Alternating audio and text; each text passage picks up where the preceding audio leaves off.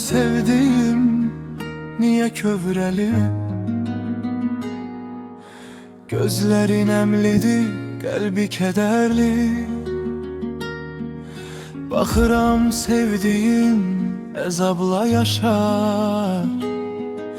Sıkıntı, üzüntü onunla gedir. Güzel gözleri gülmez olupdu.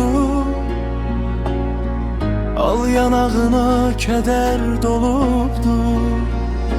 Sevinç dolu sevdiğim sevinçsiz kalır.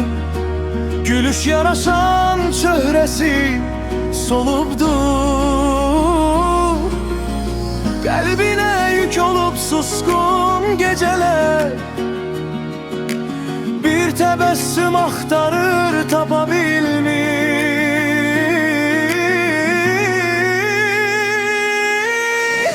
Benim sevdiğim niye kövreldi? Gözlerin emli. Benim sevdiğim niye kövreldi? Kalbi kederli. Güler idi, hoşbext idi sevgili yarım.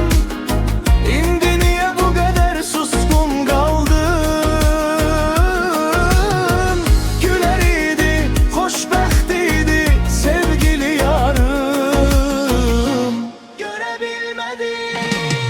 Herkesin kalbini özü tek bilen, İnanıp güvenip ömrünü veren. Əfsus ki verdiğim değeri alabilmedi. Koyduğu sevgini görebilmedi. Görebilmedi. Görebilmedi. Kalbine düşen yaranı silebilmedi.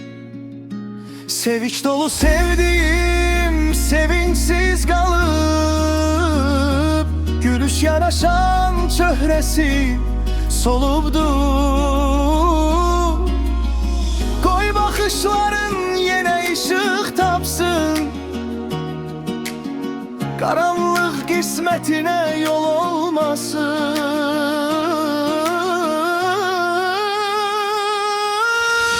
Benim sevdiğim niye kövreldi?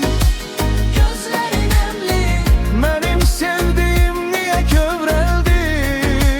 Kalbi kederli. Güler idi, hoşbext idi sevgili yarım. İndi niye bu kadar suskun kaldın? Güler idi, hoşbext idi sevgili yarım. Görebilmedim. Biraz dayan, nefes al yarım. Bu keder sana yad değil bilirem. Sen verdin, çok verdin, yüreğinle verdin. Ama sevginin ahdı kırıldı belki de. İndi bak, yine sana gelirem. Seni gülen yerde görmeyi isteyirem.